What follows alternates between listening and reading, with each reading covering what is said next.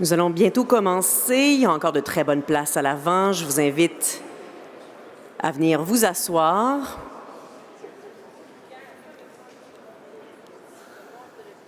On sera bientôt prêt. Oh, et le silence se fut. Je pense donc qu'on peut commencer. Bonjour, bienvenue chez Zoo. Bienvenue à cette annonce importante qui sera faite ce matin. Je m'appelle Catherine Mathis. J'ai le bonheur et le privilège de vous accompagner tout au long de cette matinée et de cette conférence de presse. Je vais commencer par céder la parole à M. Dimitri Gourdin, directeur général de l'incubateur Zoo, qui donc nous accueille dans ces magnifiques locaux. M. Gourdin.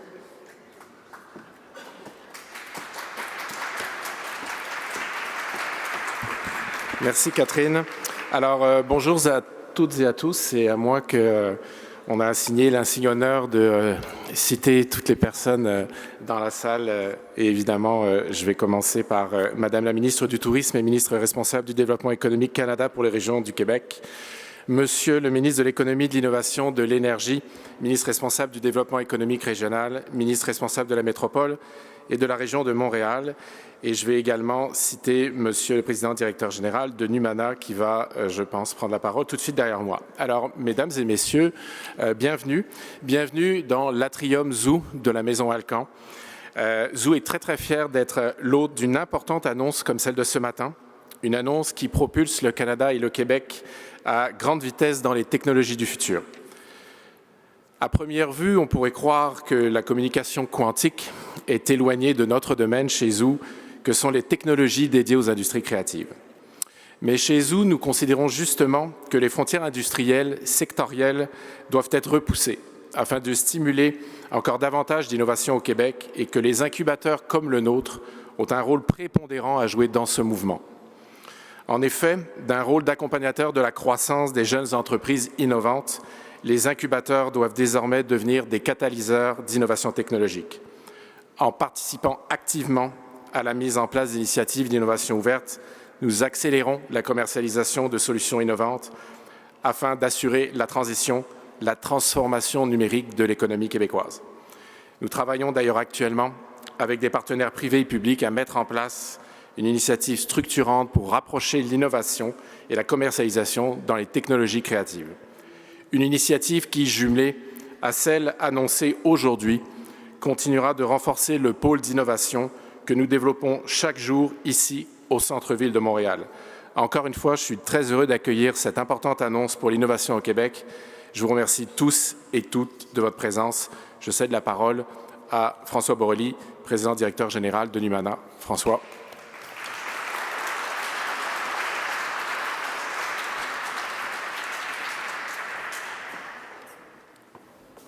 On commence le jeu des micros de grandeur. Merci, Dimitri. Bonjour à tous. Premièrement, merci beaucoup d'être venus en si grand nombre ce matin pour cette annonce qui, pour nous, est importante et en même temps, bienvenue dans notre univers.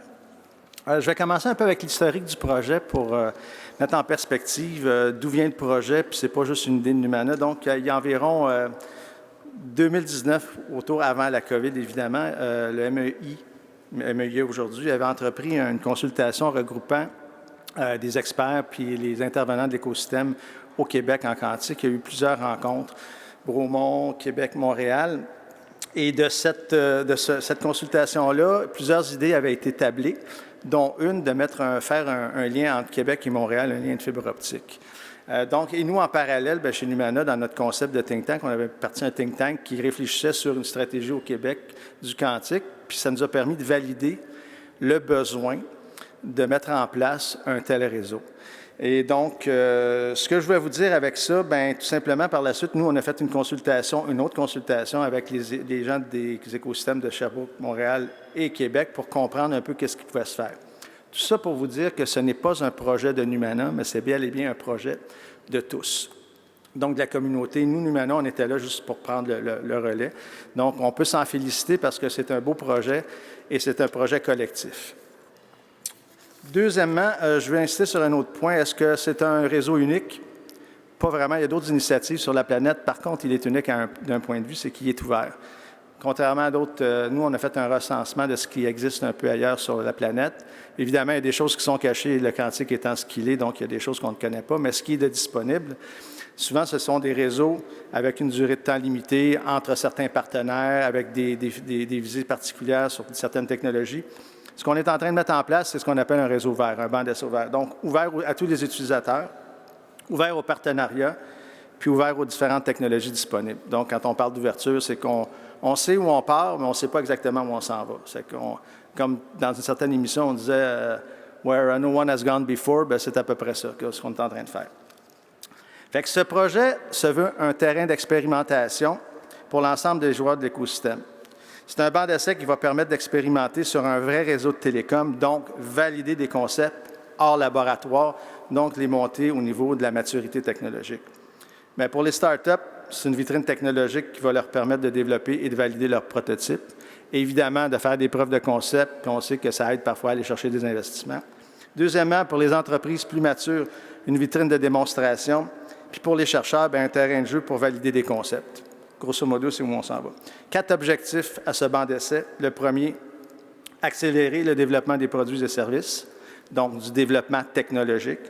Deuxièmement, c'est important, on a beau développer des produits, mais si personne ne les achète, ça ne sert pas grand-chose. Donc, accélérer l'adoption aussi de ces technologies et services-là auprès de l'industrie.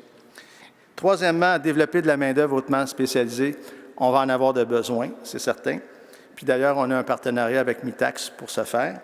Puis quatrièmement, attirer des investissements étrangers.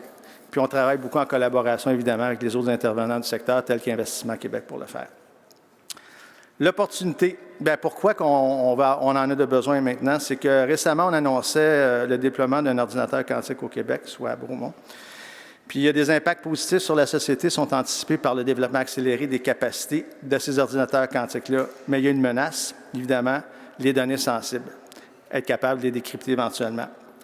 Donc, les experts disent quand on n'est pas trop sûr, mais une chose qui est certaine, c'est que ça va arriver. Ça, tout le monde le sait. Et juste à titre d'exemple, c'est pour cette raison que des réseaux de communication basés sur des systèmes de distribution quantique de clés sont déjà déployés. Un des exemples, c'est le gouvernement de la Corée, qui a déployé approximativement l'équivalent de 800 km, 48 ministères, en utilisant cette technologie-là. Fait que, juste pour vous dire qu'eux ont décidé de sécuriser, faire un coffre-fort de leur information. Est-ce qu'on est en retard? Pas vraiment, mais il est temps qu'on bouge aujourd'hui, puis c'est pour ça qu'aujourd'hui, l'annonce est importante. Mais en plus du volet de la sécurisation des données, le banc d'essai va permettre aussi de développer, aider à développer toutes sortes de technologies associées au monde des communications quantiques, que ce soit du hardware, du software, des sources de photons et autres. Donc, c'est vraiment ce qu'on met en place. Cette première étape que nous souhaitons réaliser dans un horizon de 3 ans représente des investissements importants qui permettront l'implantation de 3 nœuds, soit Montréal, Sherbrooke et Québec. Puis une étape subséquente aura pour objectif de relier ces 3 pôles. C'est notre vision, notre, comme on dit en anglais, shoot the moon. L'avenir, difficile à prévoir, évidemment. Une chose est certaine, c'est que l'arrivée des technologies quantiques aura un impact majeur sur nos vies. Parce que c'est une technologie qui change l'ensemble de la chaîne de l'innovation des technologies de l'information et des communications, les TIC, donc de la captation de l'information, le transport, le stockage et le traitement. Il y a très peu, ça n'arrive pas souvent, le numérique a fait la même chose. Donc, on peut se remettre dans le contexte d'il y a longtemps du passage de l'analogique au numérique. On a vu que tout a été transformé. Puis, je vais me permettre de faire une petite anecdote. Là, dans ce temps-là, j'ai de l'air plus vieux un peu, mais il y a longtemps, on parlait à un gros fournisseur international dans les années 90, à savoir s'il pensait qu'un jour, il pourrait avoir des lecteurs MP3 dans des handsets. Puis il nous a dit « Ah, c'est vraiment pas dans nos plans. » Fait que ça peut vous dire que tout peut changer. Puis même des technologies à l'époque qui étaient de pointe, aujourd'hui sont désuètes. Il y en a juste une qui passe le temps, c'est le fax. Puis celle-là, je ne la comprends pas encore. Bon, donc, il y a une opportunité maintenant pour nous, avec une vision long terme. On croit que le gouvernement du Québec et du Canada ont une opportunité de se positionner dans cette nouvelle ère des communications.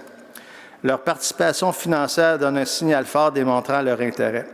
Comme je disais, certains d'entre vous, j'en vois quelques-uns dans la salle, se souviendront des années où le Québec et le Canada faisaient preuve de leadership dans le monde des télécoms, ça avant l'implosion de la bulle de 2000. Donc, il y a une opportunité aujourd'hui de retrouver le leadership. Le secteur des communications quantiques est émergent et nous sommes choyés d'avoir des acteurs de calibre mondial tant au niveau académique, puis je tiens à souligner la présence du professeur Gilles Brassard, qu'au niveau industriel pour nous permettre de développer des produits de pointe. Et de plus, la mise en place de districts, avec un Q, la zone d'innovation quantique à Sherbrooke, qui servira d'accélérateur à l'ensemble de l'écosystème quantique du Québec, bien, la table est mise. Je vous parlais au début de l'allocution que tout ça, c'était de la collaboration d'écosystèmes, et je tiens donc à mentionner que ce projet n'aurait pu être réalisé sans nos partenaires. Évidemment, le gouvernement provincial et fédéral, ainsi que nos partenaires industriels, Bell, TELUS et Sienna. Bell, TELUS et Sienna jouent un rôle central dans le déploiement de l'infrastructure du banc d'essai. Bell et TELUS en fournissant un accès à leur réseau de fibres, et Sienna en nous fournissant des équipements de pointe. Elles pourront également développer, concevoir et tester leur propre feuille de route quantique, développer des compétences de leur personnel et déployer de nouveaux services ultra sécurisés pour faire face à la demande croissante de l'industrie quantique en collaborant avec les chercheurs académiques et les entreprises en démarrage, les startups. Finalement, un gros merci à nos collaborateurs. Je ne peux pas passer sous silence District, avec un Q, à Sherbrooke. Merci Richard pour ta collaboration. Ping 2. Exaion, je vais en oublier, puis s'il vous plaît, soyez indulgents. L'Institut national d'optique, Calcul Québec, le Centre Zoo, évidemment, et Mitax, dont je tiens à saluer la présence de M. John Hepburn, qui est venu de Vancouver ce matin pour assister à la conférence. Finalement, puis je sais que je vais en oublier d'autres, mais il y a 2 personnes avec qui on a travaillé sur une base presque journalière pendant un petit bout de temps pour mettre en place Sherbrooke. Fait que je voudrais vraiment personnellement remercier Chloé Archambault, je l'ai vu tantôt, et Martin Laforêt pour leur énorme contribution à nous éduquer un peu, à savoir comment ça fonctionne tout ça, puis comment on peut concevoir un réseau. Puis évidemment, je voudrais remercier l'équipe d'Animana pour la collaboration dans le projet. Et ceux qui auront des questions sur l'annonce aujourd'hui, prenez note qu'il y a Jacques McNeil puis François Fortier, puis j'aimerais ça que vous vous identifiez, qui vont être là pour répondre à vos questions. Puis je vais me permettre une prédiction, si vous le permettez. Je vous prédis que dans 10 ans, il n'y aura plus de fax. C'est sûr et certain. Merci.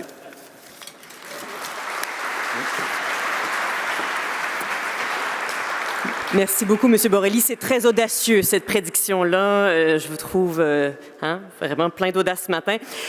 Merci. J'invite donc maintenant notre expert, Nicolas Godbout, donc, qui va venir vous parler de la vision de ce réseau-là. Nicolas Godbout est professeur titulaire et directeur du département de génie physique à Polytechnique Montréal. Il est également directeur de l'Institut transdisciplinaire d'information quantique, l'INTRIQ. M. Godbout.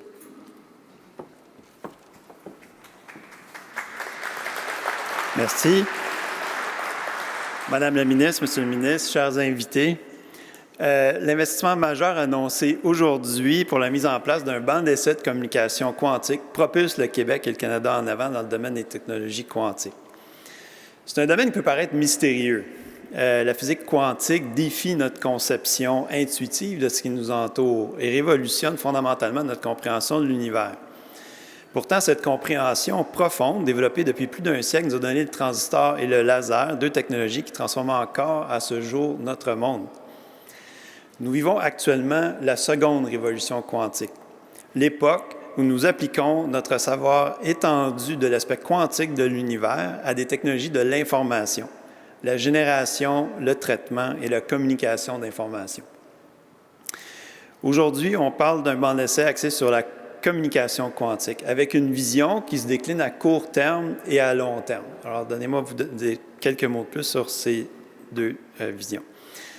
À court terme, des réseaux locaux de communication quantique seront déployés à Sherbrooke, Montréal et Québec, où sont en cours de déploiement, avec une première application axée sur la cryptographie quantique. Nous parlons ici d'une technologie assurant une confidentialité absolue d'une communication en continu. Dans une ère où la cybersécurité et la cyberrésilience constituent des enjeux critiques, la cryptographie quantique constitue un des outils à mettre à contribution pour la sécurisation des réseaux. Il y a d'ailleurs matière à être fier. C'est en partie au Québec que la cryptographie quantique a vu le jour. Gilles Brassard, professeur titulaire à l'Université de Montréal et directeur scientifique de l'INTRIQ, avec Charles Bennett de l'entreprise IBM, en sont les co-créateurs. Le protocole qu'ils ont inventé, connu par les experts comme Bennett Brassard 84 ou BB 84, permet d'établir des communications avec une garantie de secret absolu, inconditionnellement, des ressources disponibles par une partie adverse. Cette garantie diffère fondamentalement des garanties de confidentialité associées au protocole que nous utilisons tous les jours sur Internet, qui, eux, sont basés sur des hypothèses de complexité de calcul exécutées pour déchiffrer les données. Les protocoles de chiffrement que nous utilisons actuellement présenteront tôt ou tard une vulnérabilité. Il viendra un jour où les ordinateurs quantiques auront la puissance de calcul nécessaire pour les briser. Un tiers disposant d'un tel ordinateur quantique pourrait alors déchiffrer des messages interceptés aujourd'hui. À court terme, donc, le banc de communication quantique formera la première incarnation d'un réseau de communication absolument sécurisé au Québec. Il faut préciser ici que la cryptographie quantique est également la première technologie quantique que l'on peut déployer avec nos capacités technologiques actuelles. En fait, des solutions commerciales sont disponibles sur le marché depuis plus de 20 ans. Il s'agit donc d'une technologie mature qu'il est maintenant urgent de déployer pour se prémunir contre le déchiffrement de messages interceptés maintenant et enregistrés pour être brisés plus tard. Le banc d'essai a également d'autres vocations ambitieuses à long terme. Les réseaux locaux de Sherbrooke, Montréal et Québec seront éventuellement connectés pour former les débuts d'un réseau pan-québécois. Les enjeux actuels de portée limitée des liens de communication quantique seront graduellement surmontés. Les liens de communication quantique nous permettront aussi dans le futur de faire beaucoup plus que du chiffrement d'informations. Nous voudrons éventuellement, dans le futur, connecter les ordinateurs quantiques entre eux, ce qui requerra la transmission de bits quantiques ou qubits sur des grandes distances. À long terme, nous verrons certainement l'émergence d'un réseau quantique global parallèle à l'Internet actuel. Cet Internet quantique est encore au stade de recherche et développement et requiert de multiples avancées technologiques avant son déploiement. Le banc d'essai de communication quantique se veut une plateforme ouverte de recherche et de développement regroupant toutes les communautés investies dans les technologies de communication. Les partenaires TELUS, Bell et Ciena, cités plus tôt, apportent au projet des infrastructures de communication telles que des fibres optiques déployées sur le terrain et de l'équipement de télécommunication. Ces partenaires gagneront une expérience réelle sur le terrain de l'opération de ces nouvelles technologies. Divers utilisateurs concernés par les enjeux de sécurisation de données tels les banques, les différents paliers de gouvernement et des institutions de santé sont aussi invités à expérimenter, tester et déployer ces technologies. En bref, c'est tout l'écosystème d'innovation en technologie quantique du Québec qui bénéficie de cet investissement. La communauté des chercheurs jusqu'aux utilisateurs en passant par les opérateurs, les entreprises existantes et en démarrage qui pourront tester leur technologie sur ce banc d'essai. En tant qu'un des membres fondateurs du comité de réflexion et maintenant du comité aviseur, je veux remercier Numana, M. Borrelli, de porter ce projet de nature transversale et de le structurer comme une plateforme réellement ouverte et collaborative. Je suis très heureux d'observer aujourd'hui la collaboration et la convergence de nombreux membres de l'écosystème vers l'élaboration d'une infrastructure pertinente pour tous les aspects du cycle d'innovation. Nos plus grandes ambitions d'avancées technologiques et sociales dans le domaine des communications quantiques vont pouvoir se réaliser. Enfin, au nom de la communauté de recherche québécoise, à titre de professeur à Polytechnique Montréal, et en tant que membre de l'écosystème d'innovation en technologie quantique, à titre du directeur de l'Intric, je salue les gouvernements du Québec et du Canada pour leur appui à cette initiative structurante pour notre société, notre sécurité et notre prospérité. Merci.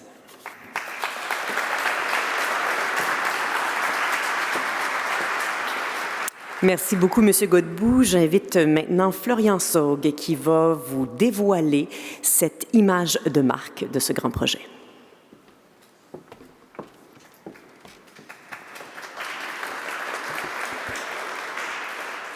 Bonjour à tous. C'est un peu intimidant d'être là. Moi, je suis pas un habitué de ce genre de scène-là. Et puis, je ne vais pas revenir sur les aspects techniques du quantique parce que moi-même, je ne les comprends pas. Nicolas a très bien fait ça et c'est de toute façon très compliqué. Et je pense qu'on n'a pas besoin de développer plus loin la magnitude potentielle et les impacts potentiels de ce que ça va donner. Quand on a commencé à réfléchir à un nom pour cette initiative, on a eu plein de problèmes.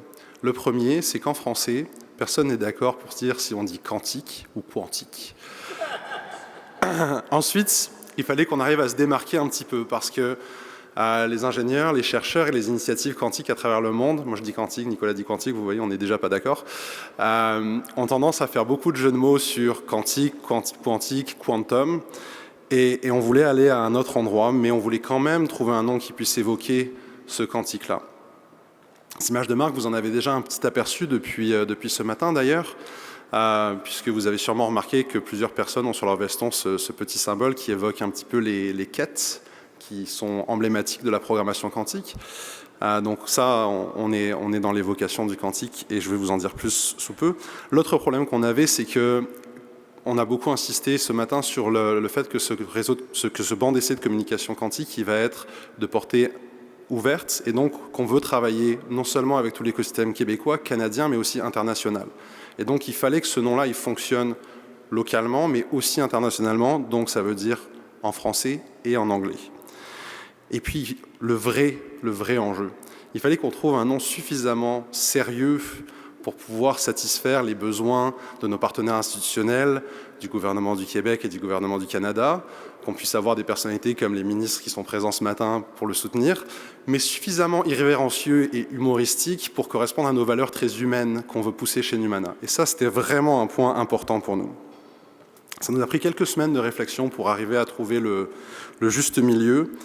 Et on a donc trouvé un nom qui évoque le quantique à travers aussi une corde un peu nostalgique et culturelle, qui a su amener aux yeux et aux lèvres de tous les gens qui ont été déjà exposés à ce nom-là, un petit sourire et quelques étoiles. Et vraiment, il reflète bien notre ambition, et François a vendu un peu mon punch tantôt, mais d'aller vaillamment là où la main de l'homme n'a jamais mis le pied. Donc, je vous présente dès aujourd'hui, à travers cette vidéo qui va jouer Kirk.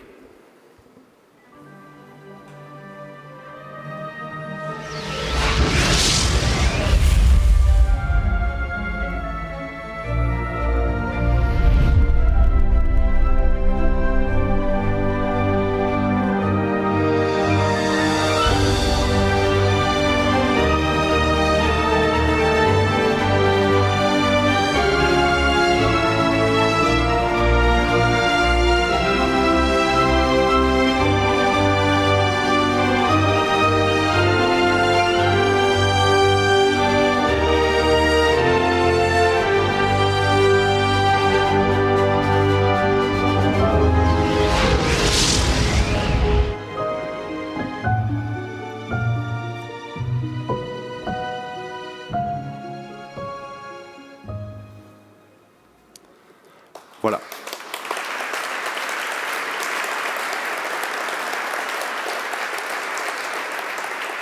Donc juste pour vous en dire un tout petit peu plus avant de laisser la parole à des gens qui sont bien plus intéressants que moi, je ne pense pas que j'ai besoin de nommer explicitement, de toute façon je ne suis pas sûr que j'en aurai le droit, l'inspiration principale derrière tout ça. Mais cela dit, on a disséminé suffisamment dans nos visuels et dans nos indices de communication des petits indices spatiaux. Et donc on fait référence à quelque chose qui pour nous évoque une des premières apparitions et une des apparitions les plus populaires des théories quantiques sur les écrans et dans les esprits de la population générale. C'est aussi une série qui était tournée vers le progrès, que ce soit dans l'exploration scientifique et dans l'exploration des limites de notre compréhension de l'univers, mais aussi dans la diversité, une des premières séries à ouvrir la porte à tout le monde. Et François, notre président directeur général, l'a dit tantôt, on a besoin de former une main-d'œuvre spécialisée et des talents spécialisés en quantique au Québec. Et ça veut dire qu'on a besoin de diversité dans ce secteur-là aussi. On sait que c'est parfois un enjeu en technologie. La porte est très, très, très, très, très ouverte pour ça.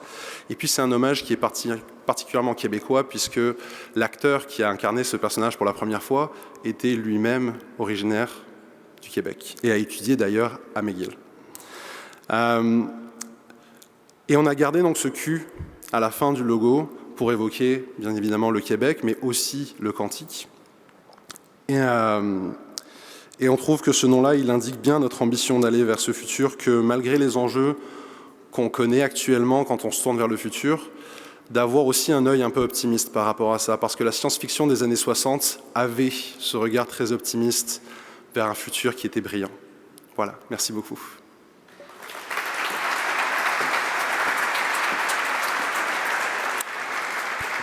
Merci beaucoup, Monsieur Saug. Je pense que tous les Trekkies sont très heureux ce matin.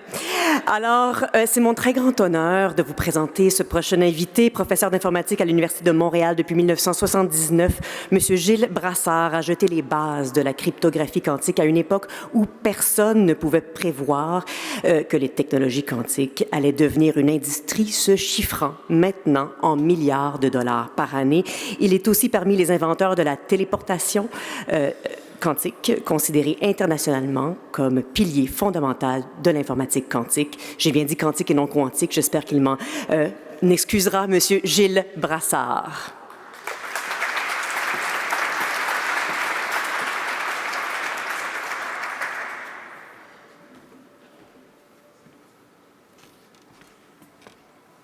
Merci infiniment pour ces bons mots, Monsieur le ministre, Madame la ministre. Je suis très heureux d'être ici. Je vais commencer en disant que je suis un fan fini de Star Trek, mais spécifiquement de la série originale. Et pour ceux qui ne le sauraient pas, quand on parle de diversité dans Star Trek, c'est pas seulement qu'il y a des gens de toutes les nationalités. Un Russe qui joue à cette époque-là, qui joue le rôle d'un bon, mais le premier baiser interracial de l'histoire de la télévision était entre Kirk et O'Hara, à une époque, enfin, mais quand même pour sauver la face, peut-être, c'était dans cet épisode, Kirk était sous l'influence de je ne sais plus quoi. Et donc, il a... Bon, soyons sérieux. Alors, donc, merci encore pour l'invitation. Selon le programme, je vais vous parler de l'importance de la recherche fondamentale, parce que c'est vraiment le flambeau qui me tient le plus à cœur. Et je vais commencer, en fait, en vous lisant le texte que j'ai écrit, le discours que j'ai prononcé lors de la réception de mon prix Breakthrough récemment. Le prix Breakthrough, c'est un prix de physique fondamentale. Enfin, il y a plusieurs prix Breakthrough, mais le mien est en physique fondamentale, ce qui est assez cocasse parce que je ne suis pas physicien. Et on avait droit, chacun des lauréats avait droit à un discours de 20 secondes. Donc, je vais prendre 20 secondes de mon 7 minutes pour vous lire ça. En anglais, évidemment. Einstein's purpose was to understand the universe, not to develop practical applications. Yet, today's technology hinges upon quantum theory and relativity. Nothing inspires me more than to think of those curiosity-driven giants of the past whose quest for fundamental knowledge made our world a better place.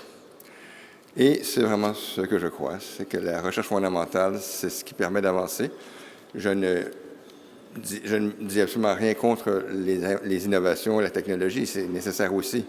Mais sans recherche fondamentale, la route s'arrête là. Et effectivement, une bonne partie des luminaires, des grands chercheurs, des grands savants du passé, Einstein en premier, mais bien d'autres,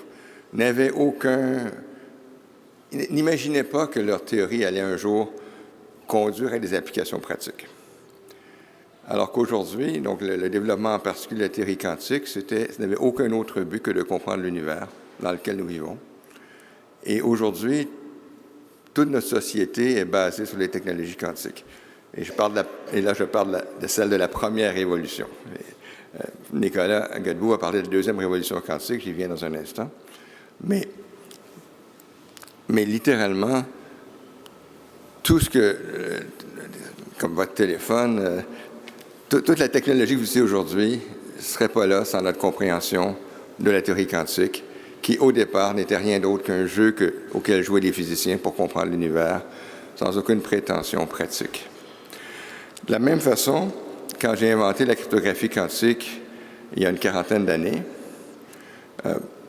je ne m'imaginais pas que ça deviendrait quelque chose de pratique. Bon, ce que j'ai inventé était clairement réalisable. Il n'y avait aucun obstacle imaginable pour que ça puisse devenir une réalité. Mais jamais je n'imaginais à cette époque-là la réalité d'aujourd'hui par rapport à cette technologie qui est qui est devenue très importante. Et en fait, à la conférence Inside Quantum Technology, non pas celle qui a lieu à Montréal récemment, on est très fiers de ça, mais celle qui a lieu à New York il y a une couple d'années, sur Zoom à l'époque, le président directeur général de Toshiba, qui ne l'était pas à l'époque, mais qui l'est aujourd'hui, a prononcé un discours dans lequel il a prédit que les technologies, que la cryptographie quantique spécifiquement allait avoir un marché de 20 milliards de dollars en 2035. Donc, comme je dis, jamais j'avais prévu une telle chose quand j'ai commencé à travailler là-dessus. Pareil, encore plus pour la... Enfin, je vous ai dit que je suis un fan fini de Star Trek et donc de science-fiction. Et donc, tout naturellement, je suis intéressé par des recherches qui sont futuristes, qui sont au bord de la science-fiction, ce qui est un peu le cas de la cryptographie quantique au départ, il y a 40 ans, ce qui est encore plus le cas de la téléportation quantique inventée une dizaine d'années plus tard. Ça non plus, je ne pensais pas que c'est quelque chose qui deviendrait pratique. Ça ne l'est pas encore d'un point de vue commercial, mais ça va forcément le devenir parce que la téléportation, c'est l'outil qui va permettre de faire la cryptographie quantique sur des plus longues distances et de réaliser l'Internet quantique dont parlait Nicolas. Une autre chose que, par rapport à ce que Nicolas vous disait, il vous a dit que, ce qui est très juste, que l'infrastructure cryptographique qui est utilisée aujourd'hui, celle à laquelle vous confiez toutes vos données, toute votre confiance, cette infrastructure va être complètement brisée lorsque l'ordinateur quantique de large échelle, pas les petits qu'on a aujourd'hui, mais un vrai ordinateur quantique, deviendra une réalité, et ça, c'est inévitable dans un avenir difficile à prédire, mais qui va arriver. Alors, Nicolas vous a dit que même les données que vous chiffrez ou que le système chiffre pour vous avec ces méthodes-là aujourd'hui seront brisées à ce moment-là, mais c'est bien plus grave que ça. C'est toutes les données que vous avez chiffrées depuis le début de l'Internet. C'est le terrible danger, que les gens ne réalisent pas toujours, c'est que tout ce qui a transité sur l'Internet depuis que le petit cadenas est apparu dans votre navigateur faisant semblant que c'est sécuritaire, absolument tout ce qui a circulé sur l'Internet depuis ce jour-là a été pris en note par des personnes possiblement mal intentionnées, sous forme chiffrée. Des personnes qui étaient incapables de déchiffrer à ce moment-là, mais qui ont simplement gentiment tout gardé ça sur leur disque ou quelque chose. Et le jour où l'ordinateur quantique devient une réalité, tout ça peut être sorti de la boule à mythes et déchiffré rétroactivement. En d'autres termes, tout ce que vous croyez avoir confié à l'Internet depuis le début deviendra un livre ouvert lorsque l'ordinateur quantique sera une réalité. Bon, d'autres techniques sont en cours de développement, même les techniques classiques sont en cours de développement pour, on espère, créer des systèmes classiques comme ceux d'aujourd'hui qui seraient invulnérables à l'ordinateur quantique, mais on n'a aucune technique pour prouver que c'est réellement sécuritaire. Alors que la cryptographie quantique, elle, il y a une preuve mathématique complète qu'elle est rigoureusement invulnérable, quelle que soit la puissance de calcul et quelle que soit la technologie de l'espion. En autant que la théorie quantique soit vraie, que bien sûr, on ne peut jamais démontrer non plus. Donc, c'est une technologie qui est aujourd'hui qui est devenue une réalité dans certains pays. Le directeur Noumana nous a parlé de la Corée, qui a un réseau de 800 km à travers la Corée. C'est vraiment remarquable. La Chine a un réseau de 2000 km, pour l'instant entre Shanghai et Pékin. Donc, certains pays en Asie prennent très sérieusement la cryptographie quantique, un petit peu moins en Amérique du Nord, et c'est très dommage.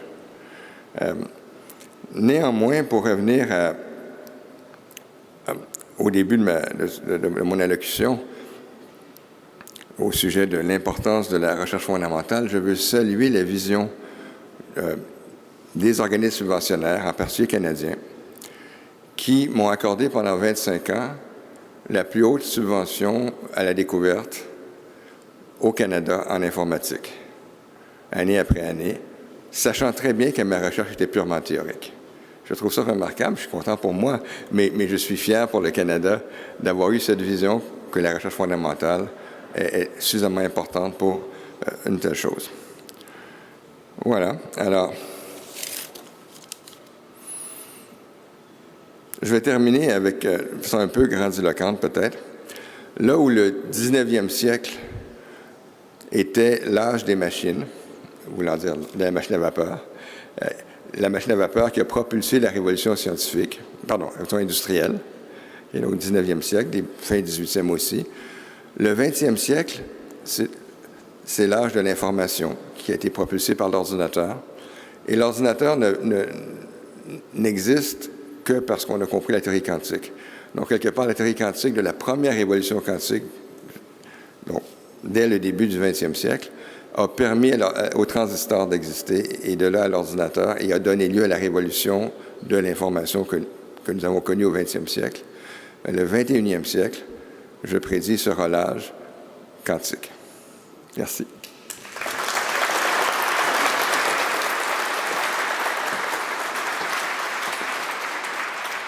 Merci beaucoup, M. Brassard. J'invite maintenant la ministre du Tourisme et ministre responsable de Développement économique Canada pour les régions du Québec, l'honorable Soraya Martinez, à prendre la parole.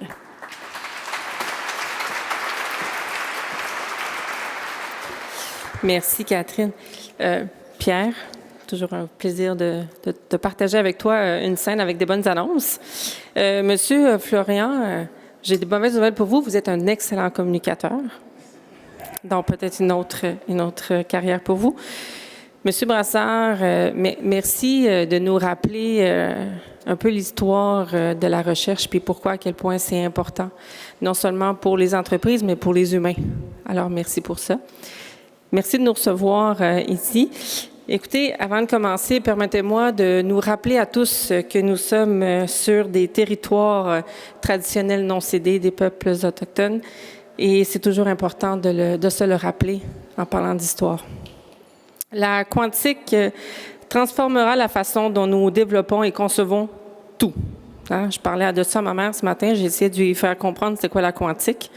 Puis je lui disais, écoute, il faut juste qu'on soit capable de se parler efficacement, rapidement, puis qu'on soit le meilleur à les faire. Je pense qu'avec ça, elle n'était pas pire. Il s'avère que le quantique a le potentiel de transformer notre économie puis l'avenir non seulement du Québec, mais celui du Canada. D'ici 2040, la quantique va créer, on l'espère, 229 000 emplois au Canada, donc 45 000 emplois de qualité ici au Québec. C'est une industrie, comme vous l'avez bien dit, M. Brassard, qui a la capacité de générer presque 27 milliards de dollars dans la province et plus de 142 milliards partout au pays. Le gouvernement fédéral a compris le potentiel de la quantique. Nous avons d'ailleurs, vous le savez, adopté une stratégie, la stratégie quantique nationale du Canada, pour appuyer les entreprises du secteur, une stratégie qui va permettre de faire du Canada un leader mondial en termes de quantique. The National Quantum Strategy focuses on research, talent, and commercialization. It will effectively boost Canada's quantum sector and strengthen their position as leader in the industry. L'Agence de développement économique du Canada, ici au Québec, s'est engagée, en accord avec la stratégie, de soutenir les PME et les organismes du secteur quantique dans leur expansion. D'ici 2028, DEC va injecter 23,3 millions de dollars aux entreprises d'ici pour appuyer l'innovation quantique en région et améliorer leur compétitivité dans le marché mondial. Parce qu'au Québec, vous le savez, il y a du talent puis qu'il mérite de rayonner partout dans le monde. Quebec has an incredible and valuable potential in the quantic sector that DEC is proud to support. C'est pourquoi j'ai l'honneur de vous annoncer aujourd'hui que UNAMA reçoit une contribution non remboursable de 3,6 millions de dollars de la part de DEC pour la mise en place des bancs d'essai de communication quantique. M. Borrelli nous l'a bien expliqué tout à l'heure, ce projet va hisser Québec parmi les meneurs internationaux de la chaîne d'innovation en communication quantique, tout en améliorant la cybersécurité de nos entreprises canadiennes. L'investissement annoncé aujourd'hui témoigne une fois de plus la volonté du gouvernement du Canada à travers DEC d'appuyer les entreprises et de contribuer à bâtir une croissance à long terme dans nos régions. Quebec businesses need quantum communications infrastructure, that they will meet their needs, that they can remain competitive, that can internationally be at the level of what we need to do to ensure that communications are not only equitably secured, but their companies are competitive.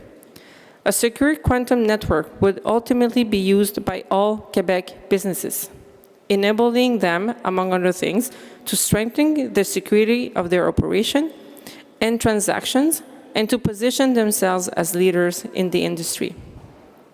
En soutenant l'adoption, la commercialisation, l'exportation des technologies quantiques, DEC renforce le continuum d'innovation quantique au Québec et contribue à bien positionner le Canada comme leader mondial dans ce domaine émergent. En terminant, M. Borrelli, je tiens à vous féliciter ainsi qu'à toute votre équipe pour la mise en place de ce projet vraiment innovateur. Bon succès à tout le monde. Puis merci de bien nous expliquer l'importance que non seulement il faut que nos infrastructures se parlent et nos compagnies se parlent, mais j'espère qu'un jour, la quantique pourra aider les humains aussi à se parler puis à faire un meilleur monde. Merci.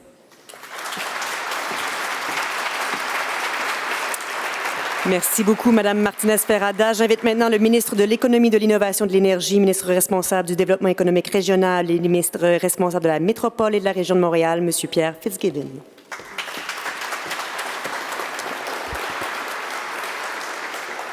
Bonjour tout le monde. Merci Catherine. Bonne nouvelle, je suis le dernier. Et Florian, sache que moi je suis dans le camp des quantiques. Mon patron est dans le quantique. Je vais le dire tantôt qu'on a tous les deux raison. Alors, Soraya, toujours un plaisir d'être avec toi également. Je pense que quand on démontre quand le Québec et Ottawa travaillent ensemble, c'est pour le bien de tous les Québécois. Alors, ça me fait très plaisir d'être ici ce matin, de commencer ma semaine, puis de souligner une bonne nouvelle comme celle-ci. Les technologies quantiques font partie des secteurs stratégiques d'avenir pour le Québec. Le mois dernier, on annonçait d'ailleurs le lancement du premier ordinateur quantique commercial situé au Québec. Il y a d'autres belles annonces qu'on va voir très bientôt, comme celle d'aujourd'hui, pour le quantique au Québec. Ces technologies sont au cœur de la recherche et du développement, mais elles connaissent une maturation qui est très rapide. C'est le temps aujourd'hui d'investir dans un banc d'essai de communication quantique. Il faut préparer le Québec aux communications sécurisées du futur qui seront basées, entre autres, sur l'encryption quantique. Vous le savez, les deux premières zones d'innovation qu'on a lancées à Sherbrooke et à Bromont sont consacrées respectivement aux sciences quantiques et aux technologies numériques. Quand on a dévoilé en février 2022, on avait dit que des projets majeurs suivraient. En voici un aujourd'hui. Le gouvernement du Québec accorde 4 millions de dollars à Numana pour la mise en place de ce projet basé à Montréal et à Québec. C'est un projet d'une valeur de près de 8,3 millions de dollars. Il s'agit de la deuxième phase de développement d'un projet qui vise la création d'un réseau québécois de communication quantique. Ce montant s'ajoute à l'appui de 2,5 millions que nous avons accordé dans un premier temps à un banc d'essai à Sherbrooke dans la zone d'innovation District Q. Avec les 3 sites à Sherbrooke, à Montréal et à Québec, on aura la base d'un réseau de communication quantique unique au Canada. Le Québec devient ainsi un acteur de marque dans le domaine de la quantique et des télécommunications. Le réseau favorisera l'émergence des PME et l'attraction d'entreprises de talent dans ce domaine. Grâce à la collaboration entre l'industrie et la recherche universitaire, le projet renforcera la connexion entre les acteurs clés de l'innovation au Québec. Ce projet particulièrement rejoint directement les objectifs de la stratégie québécoise de recherche et d'investissement en innovation, la fameuse SQAI carré. Et d'ailleurs, je vais sortir de mon texte pour dire à M. Brassard, je suis d'accord avec vous. Et d'ailleurs, quand on a créé cette vision-là, qu'on a articulée il y a 1 an et demi, c'était important de garder la recherche fondamentale intacte, mais en même temps, trouver le conduit pour créer des applications parce que la création de richesses qu'on vise collective va passer par justement profiter des théories fondamentales et de faire des choses avec qui vont permettre de servir à la communauté. Donc, je peux vous rassurer que le gouvernement n'ira pas diriger la recherche fondamentale, mais on va essayer de la rendre applicable en même temps. L'initiative de Numana va créer un environnement qui est très favorable au développement de l'innovation dans un secteur, je pense que tout le monde le reconnaît, qui est stratégique pour notre économie. L'implantation du réseau vise aussi à l'adoption de protocoles de communication sécurisés dans tous les secteurs de l'économie et la mise en place d'un réseau de cybersécurité prêt pour les communications du futur. Ça correspond clairement à notre vision d'un Québec audacieux qui vise sur la recherche et l'innovation pour se démarquer à l'échelle mondiale et à créer plus de richesses économiques et sociales. En augmentant l'offre d'expertise et d'infrastructures en quantique au service des chercheurs et des entreprises, on accélère vraiment le passage de l'idée au marché. Je souhaite un bon succès à toute l'équipe de M. Borrelli dans la mise en place de ce merveilleux projet. Merci.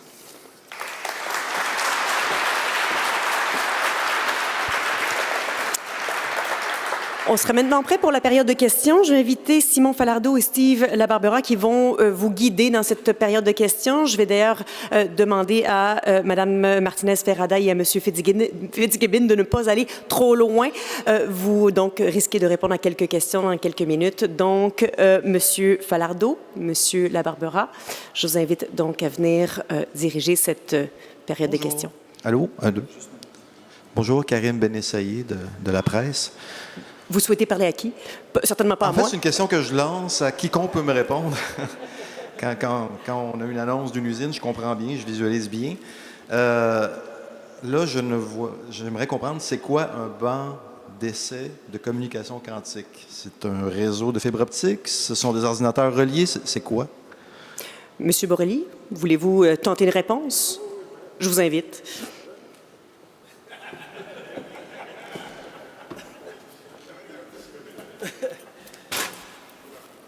Excusez. C'est un réseau de fibre optique, en fait, en ce moment. C'est de la fibre optique. Évidemment, il y a d'autres plans là, pour avoir d'autres types de médiums, mais en ce moment, c'est de la fibre optique sur laquelle on connecte des équipements, mais aussi de la fibre optique, strictement de la fibre noire qu'on appelle, pour pouvoir tester d'autres composantes. Peut-être une sous-question. Pourquoi il fallait ce banc d'essai pour faire des essais de communication quantique et éventuellement, j'imagine, de cryptographie? Est-ce que ça n'aurait pas pu se faire avec le réseau actuel? Non, pas tout à fait, parce que les réseaux actuels, en fait, ce qui arrive, c'est que ça prenait de la fibre noire, des équipements que nous, on va fournir. En ce moment, les réseaux qui sont en place, c'est des réseaux commerciaux, c'est pas une offre commerciale. C'est une offre vraiment, ce qu'on fait, c'est vraiment en dehors du commercial. Donc, quand on parle de commercial, c'est-à-dire que ça te prend du support, il faut que ça soit 24/7 et tout ça. Nous, c'est pas ça. C'est vraiment un banc d'essai. Donc, on ne veut pas le détruire, c'est pas ça l'idée, là, mais si ça ne fonctionne pas pendant 2 jours, c'est pas la fin du monde. Puis en même temps, si des gens veulent vraiment accéder à la fibre noire, ça, c'est pas disponible. Dernière sous-question. Vous avez mentionné les 800 km de la Corée, les 2000 km de réseau de la Chine. Ouais. Ces 3 zones-là, on parle de combien de kilomètres?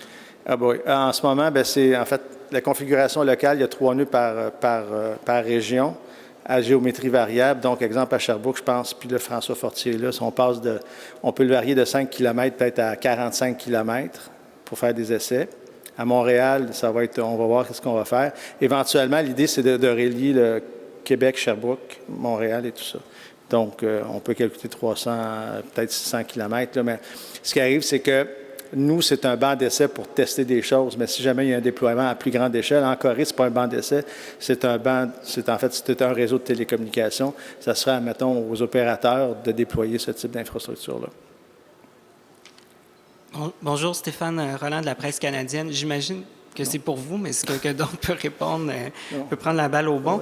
Là, vous êtes en banc d'essai. Combien de temps ça prendrait avant d'avoir une application commerciale ou qu'est-ce qui vous manque avant d'être capable d'avoir une application? Oui. Bien, nous, on n'offrira jamais rien de commercial. C'est un banc d'essai. Ceux qui vont offrir des produits commerciaux, ce sont les opérateurs et les fournisseurs d'infrastructures. Donc, aujourd'hui, il y a déjà, comme je vous dis, en Corée, à certains endroits, il y a déjà des déploiements commerciaux qui ont été faits. Il n'y en a pas encore en Amérique du Nord qui sont faits. Donc, ça serait possiblement disponible. Il faut juste trouver les bons modèles d'affaires puis savoir aussi.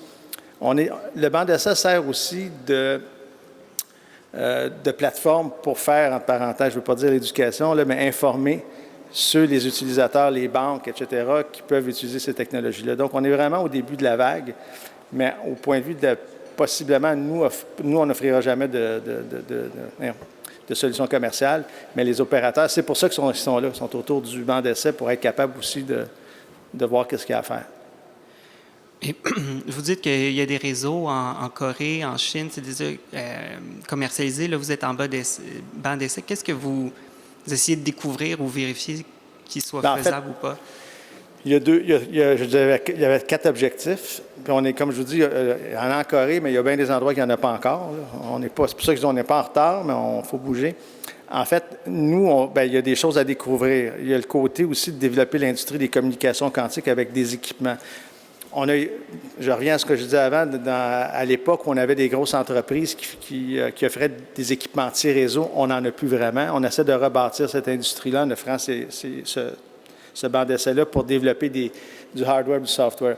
Le deuxième objectif, qui est l'adoption des technologies, c'est là qu'on veut sensibiliser les gens, ceux qui peuvent utiliser les technologies, que ce soit les banques, Hydro-Québec, exemple, ou même le gouvernement, on discute avec, qu'il est possible aujourd'hui de commencer à utiliser ces technologies-là. Sauf que investir, c'est des gros investissements. Donc, nous, le banc d'essai permet de tester avant de pouvoir déployer. Peut-être une dernière question de suivi.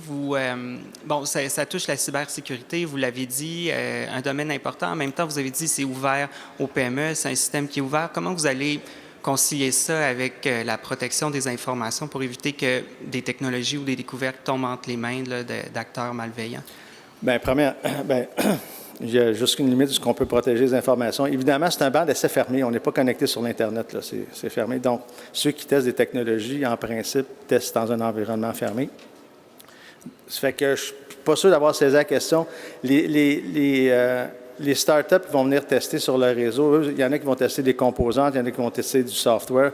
Ils testent dans un milieu fermé qui est quand même un réseau de communication, mais sur des infrastructures de type commercial, donc avec toutes les imperfections associées, les connecteurs, les vibrations, etc., etc.